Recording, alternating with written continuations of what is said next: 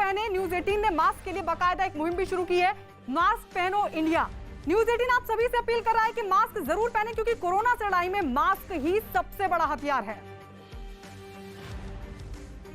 और शुरुआत करेंगे इस वक्त की बड़ी खबर के साथ। बड़ी खबर यह कि रेमडेसिविर इंजेक्शन पर बैन लगाने और ऑक्सीजन की सप्लाई पर लगाए गए महाराष्ट्र सरकार के आरोपों पर केंद्र सरकार ने करारा पलटवार किया है। केंद्र सरकार के दो मंत्रियों मनसुख मंडाविया और पीयूष गोयल ने महाराष्ट्र सरकार के आरोपों को बेबुनियाद बताया। मनसुख मंडाविया ने नवाब मलिक को उन आरोपों पर निशाने पर लिया जिसमें नवाब मलिक ने महाराष्ट्र को रेमडेसिविर इंजेक्शन की सप्लाई रोके जाने का आरोप लगाया था। मंडाविया ने नवाब मलिक के आरोपों को बेबुनियाद करार दिया और उन्हें जमीनी हकीकत पता नहीं होने का दावा किया। वहीं पीयूष गोयल ने ऑक्सीजन की सप्लाई के लिए महाराष्ट्र सरकार के आरोपों पर पलटवार किया। पीयूष गोयल ने दावा किया कि महाराष्ट्र सरकार को केंद्र की ओर से सबसे ज्यादा ऑक्सीजन सप्लाई की जा रही है। तो ये पलटवार, करारा पलटवार केंद्र के दो मंत्रियों की तरफ से नवाब मलिक पर, और पीयूष गोयल ने साफ तौर पर यह कहा कि ऑक्सीजन की सप्लाई लगातार हो रही है महाराष्ट्र को। केंद्रीय मंत्री मनसुख मंडाविया ने महाराष्ट्र सरकार में मंत्री नवाब मलिक को निशाने पर लेते हुए ट्वीट किया और यह कहा, नवाब मलिक के ट्वीट हैरान करने वाले हैं, आधे सच और झूठ से भरे हैं और इन आरोपों को स्वीकार नहीं किया जा सकता। उन्हें जमीनी हकीकत का पता नहीं। केंद्र सरकार महाराष्ट्र सरकार के अधिकारियों से संपर्क बनाए हुए है और रेमडेसिविर की सप्लाई में हर संभव मदद की जा रही है। तो ये ट्वीट केंद्रीय मंत्री मनसुख की तरफ से किया गया। वहीं केंद्रीय मंत्री पीयूष गोयल ने भी ऑक्सीजन सप्लाई के आरोपों पर महाराष्ट्र सरकार को निशाने पर लिया और उन्होंने भी एक ट्वीट किया। ट्वीट करते हुए उन्होंने लिखा, केंद्र सरकार अपने सहयोगियों के साथ मिलकर ऑक्सीजन का ज्यादा से ज्यादा उत्पादन सुनिश्चित करने में जुटी है। महाराष्ट्र को अब तक देश में सबसे ज्यादा ऑक्सीजन की सप्लाई की गई है।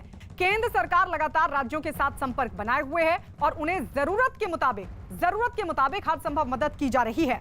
महाराष्ट्र एक अयोग्य और भ्रष्ट सरकार से पीड़ित है और केंद्र लोगों के लिए अपना सर्वश्रेष्ठ प्रदर्शन कर रही है। तो यह ट्वीट पीयूष गोयल की तरफ से किया गया।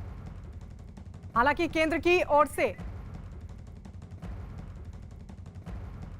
यह पलटवार किया गया और इस पर ज्यादा जानकारी के साथ हमारे वरिष्ठ सहयोगी अमिताभ सिन्हा फोन लाइन पर जुड़ गए हैं। अमिताभ जी, जब इस वक्त महामारी सबसे ज्यादा बुरा प्रभाव देश के लोगों पर डाल रही है, ना जाने कितनी मौतें हो रही है, उस पर इतनी बड़ी राजनीति, लेकिन जरा बताइए कि केंद्र की तरफ से क्या कुछ कहा गया, क्योंकि आज हर्षवर्धन ने भी कहा कि हर राज्य को हम जरूरत के हिसाब से मदद दे रहे हैं और हर संभव मदद भी देंगे।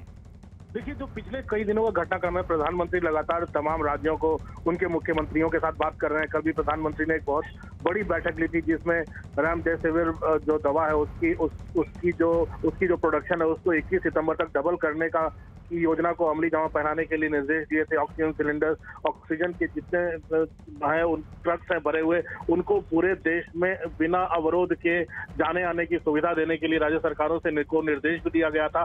साथ ही साथ एक संदेश मुख्यमंत्रियों को भी दिया गया था, आपको जरूरत जितनी है उसके बारे में केंद्र सरकार को बताएं।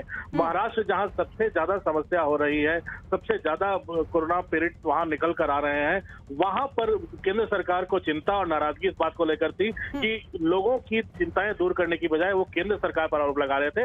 इसलिए दो मंत्रियों को केंद्र सरकार को उतारना पड़ा और राज्य सरकार को नसीहत पीयूष गोयल ने दी है कि महाराष्ट्र की जनता ये समझ चुकी है कि मेरा राज्य मेरी जवाबदारी है। तो ये वहां की सरकार को कब समझ में आएगा कि राज्य उनका है और जवाबदारी भी उनकी है।